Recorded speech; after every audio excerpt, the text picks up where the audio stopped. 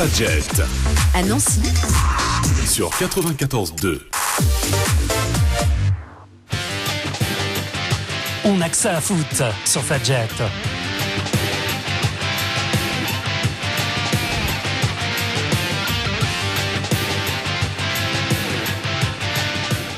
Bonjour à toutes et à tous, bonjour à vous amateurs de foot. Bienvenue dans votre rendez-vous 100% sport sur Fadjet. À mes côtés comme chaque semaine, Hugo. Bonjour à toutes et à tous, hello. Guillaume. Bonjour. Nicolas. J'ai perdu ma première place, bonjour à tous. Et on accueille cette semaine aussi avec nous Emeric. Bonjour tout le monde. Toujours les mêmes privilégiés en premier, il y en a marre. C'est pas vrai, arrête de te plaindre Guillaume s'il te plaît. On va passer au sommaire de l'émission très rapidement. Alors tout de suite, c'est l'actu du jour bien sûr, c'est Didier Deschamps avec sa liste. On y reviendra très vite, juste après avec des champions qui occupera donc la première partie de cette émission. Après le quiz, il sera le temps de passer à la Ligue 1 avec tous les résultats du week-end. Et comme chaque semaine, on retrouve bien sûr l'avis de Guillaume sur la SNL en fin d'émission. Oh là là. Pourquoi ton avis n'est pas pris, Guillaume ? Non, je suis un supporter déçu tout simplement. Je n'en dirai pas plus. On y reviendra. Et pour terminer, bien sûr, on se penchera sur la 8ème journée de Ligue 1 qui commencera demain. On va attaquer tout de suite avec la Ligue des Champions. Est-ce que Hugo, tu peux nous rappeler un peu quels matchs se sont déroulés ce mardi ? Alors ce mardi, donc c'était les poules E, F, G et H qui étaient en jeu. Donc dans le groupe E, l'AS Monaco a fait match nul contre le Bayer Leverkusen, 1 but partout. Tottenham s'est imposé dans le même groupe face au CSKA Moscou, 1-0. Dans le groupe F, Dortmund et Madrid ont fait 2 partout.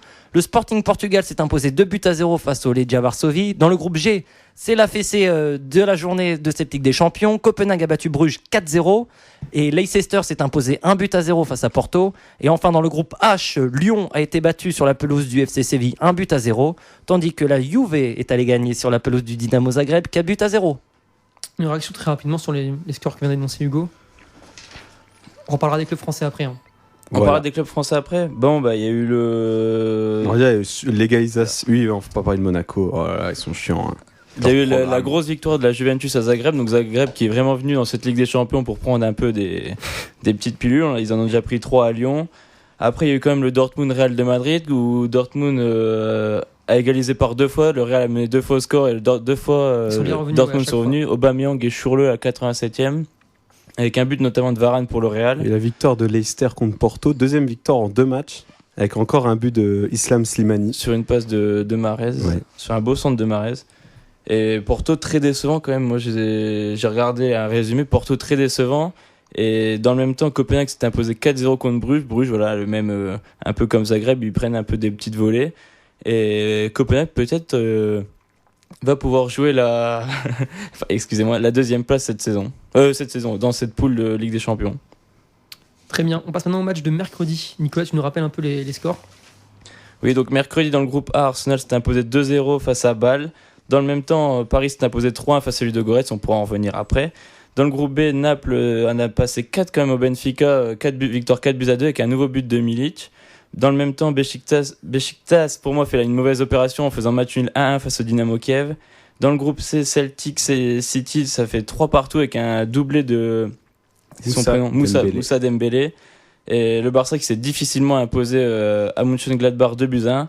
Donc là, le groupe C, c'est vraiment tout l'inverse d'il y a 2 semaines. La semaine dernière, City avait gagné 4-0, le Barça 7-0, je crois. Et là, c'était plus compliqué pour les 2 gros. Et enfin, dans le groupe D, Rostov et le PSV, ils ont fait 2 buts partout. Et l'Atlético s'est imposé 1-0 face au Bayern dans le gros match de la soirée. Et Griezmann a loupé un penalty en envoyant encore sur la barre. Encore une fois. Et un but de l'ancien monégasque Yannick Ferreira Carrasco. Très bien, maintenant on va passer un petit peu au club français. Donc un mot sur le match de Paris, donc on l'a dit, victoire 2-1 avec un doublé de Cavani. 3-1, pardon. 3-1, oui, 3-1. Avec un doublé de Cavani. Et un but de Matuidi juste avant la mi-temps. Est-ce que ça vous inspire un peu la révolte du PSG ? Ouais, rien d'étonnant dans ce match. Ludogorets, c'était une équipe assez faible. Paris a été gagné logiquement. Je vois pas, il n'y a aucune surprise là-dedans. Après, il y a eu quand même, justement Paris, une première mi-temps quand même très compliquée. On a vu Emery qui avait aligné quand même le 4-3-3, un peu type Laurent Blanc avec le milieu Mota Verratti. Le miteux. Est-ce que c'est un jeu de mots révélateur ? Le miteux.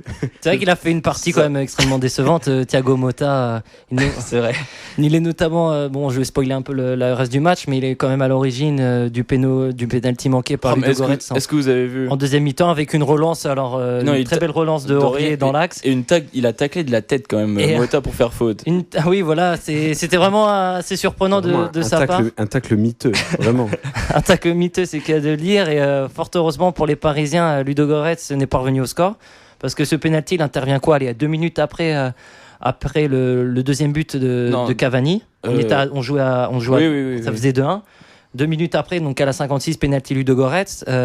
Ludogorets, donc il manque son pénalty. Puis ensuite, donc Cavani, 2 minutes ensuite après le pénalty qui va inscrire le troisième but. Donc c'est vrai que c'est c'était vraiment un moment décisif du match, quoi. C'est un tournant du match, l'arrêt d'Areola sur le pénalty. Un pénalty qui a quand même été très très mal tiré. C'est un peu l'homme du match, Areola, parce que bon, voilà, il permet au PSG de préserver quand même le score à ce moment-là du match en leur faveur.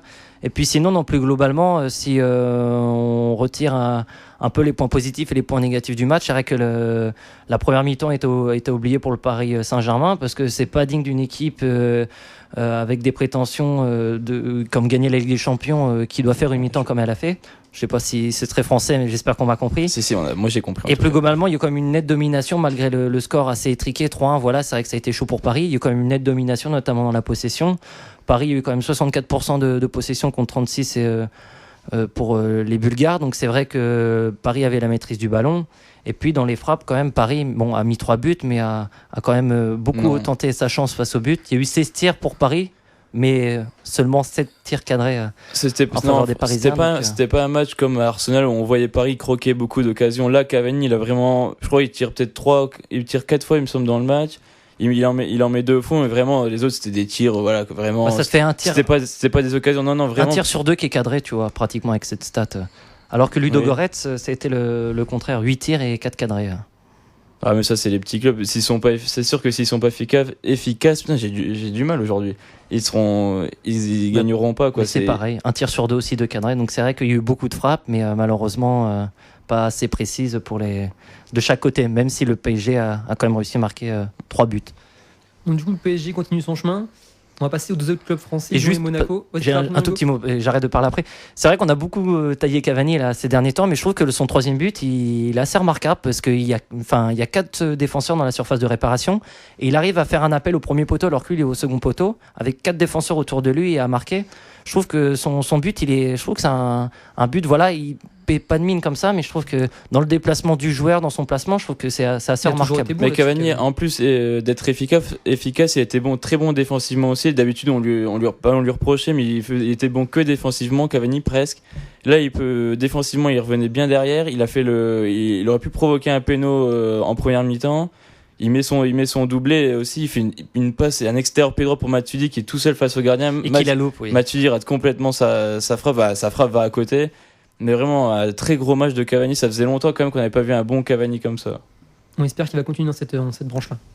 Donc on passe à Lyon et Monaco. Quelle hypocrisie. Arrête, quelle hypocrisie. Mais je vous dans cette émission, c'est incroyable. On passe à Lyon et Monaco. Donc est-ce que vous pensez que le qualif, ça va être possible pour les 2 équipes? On commence par Monaco. Monaco, oui. En plus, ils ont quand même un sacré mental, Monaco, quand on regarde. Hein. Ils se sont menés tout le match, sans réellement, ils ont été dangereux. Ils sont un peu bénis quand même, je pense. Ouais, ils arrivent à la fin, dernière minute. Tous les journalistes avaient déjà écrit Monaco qui s'incline et là, Glick arrive, paf, pleine lucarne et ça fait 1 partout. C'était le déclic. Non, Hugo, tout le monde l'a fait. Celle-là, non, on a vraiment. Ça, même pas, tu vois, d'habitude on met la petite sonnette, mais là on la met même pas parce que vraiment.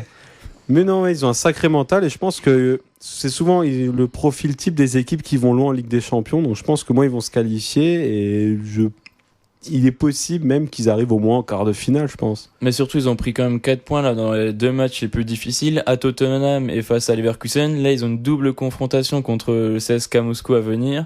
S'ils prennent des points là, ça sera bon pour eux. CSKA Moscou, c'est pas très fort. Je pense que logiquement, ils devraient s'en sortir. Normalement, c'est l'équipe la plus faible du groupe. Pour moi, le CSKA Moscou, quand même. Un avis, Hugo, là-dessus, ou on enchaîne avec Lyon? Non, mais un avis, c'est vrai que déjà le but il est assez remarquable, quoi. Une belle reprise de volée. Ça, c'est sûr.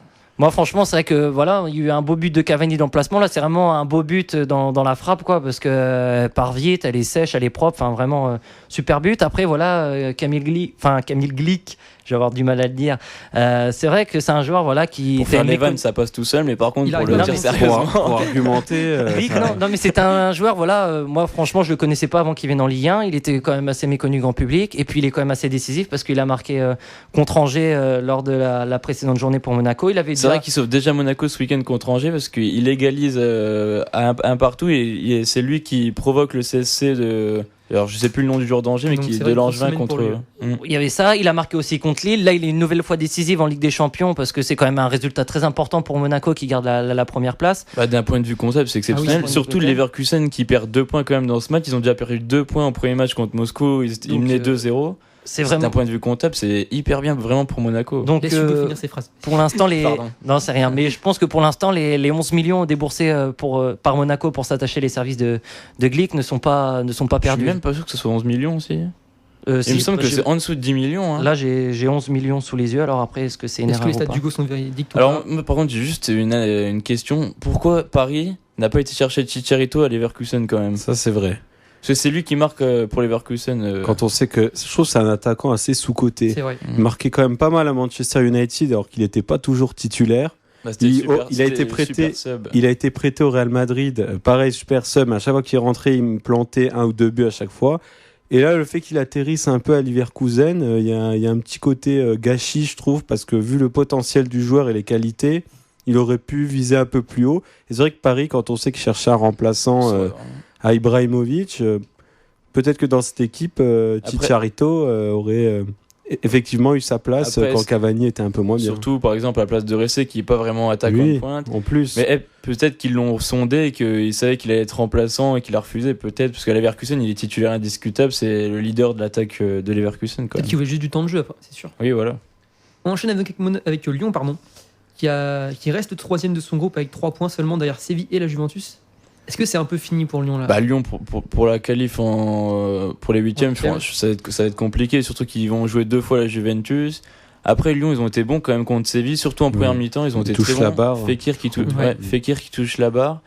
Et par contre, en deuxième mi-temps, ils ont ça a pris été l'eau en compliqué, deuxième Il y surtout a défensivement. Séville qui loupe un penalty. Est-ce que c'est pas non, c'est Darder qui sauve aussi sur la ligne Tout ça, c'est en deuxième mi-temps. Ouais, Oui, oui. en première mi-temps, surtout, ils ont été Il y a bons. Tolisso qui fait C'est une vrai. super frappe aussi à un moment, Bah, on sait pas. Après la qualif, elle est Lyon pas a morte. deux hein. visages, de toute façon, sur le match, c'est sûr. La qualif, elle est pas morte, les gars, d'un Ah point oui, de vue non, ouais. comptable. Après, ça dépend des résultats de Séville, parce que sur le papier, c'est toujours possible de se qualifier. Le là. match retour contre Séville sera très important. Et le match retour sera Surtout au que c'est à Parc OL. Gerland, c'est pas négligeable. Gerland, OL, Parc OL. Oui, malheureux. à Parc OL, oui. malheureux. Ah, excusez-moi, vous savez, moi je commence à être nostalgie. vieux. Ouais. Je pense que ça va être compliqué. Séville, ils ont quand même été chercher le nul. Ils ont été chercher le nul à la Juventus. Là, ils vont jouer 2 fois Zagreb. Ça va faire sans doute 2 victoires au vu des premiers matchs de Zagreb. Donc Séville aller chercher, ça va être compliqué. Là, Lyon contre la Juve, ça va être compliqué aussi. Après, une 3e place pour moi, Lyon dans ce groupe, ce sera très bien pour eux. Et pour jouer l'Europa League derrière aussi, ils ont quand même un effectif, je pense, pour jouer l'Europa League. Et pourquoi pas même grandir en Europa League. Après, il va y avoir un renfort de poids quand ils vont récupérer quand même Alexandre Lacazette, quoi qu'on en dise. Quand tu joues, c'est différent quand tu joues avec Lacazette en pointe que quand tu joues avec Cornet, comme c'était le cas Ouais. contre Séville. Oui, parce que contre Zagreb, c'est passé. Mais... Oui, voilà. Donc c'est vrai que là, bon, ils n'ont pas eu trop de chance non plus contre Séville. Comme j'ai dit, Fekir, il touche la barre après un petit numéro au 20 mètres. C'était assez fébrile quand même. Ouais, mais ça, on sait que Lyon, leur défense, c'est un peu leur point faible. Hein. Ils ont perdu Umtiti, qui était pour moi leur meilleur élément, et les voilà avec une défense Morel, Nkoulou, Yanga Mbiwa. C'est sûr que ça fait un peu peur sur le papier, et c'est peut-être un peu juste pour la Ligue des Champions, effectivement. Presque Mamana, ou c'est Mamana qui joue défenseur. Oui. Est-ce qu'il a le niveau? Après, faut voir aussi par la suite de la saison, quoi. Et à noter quand même pour Séville un but de Ben Yedder qui était en contact avec Lyon cet été. C'est vrai. Ils n'ont pas fait confiance.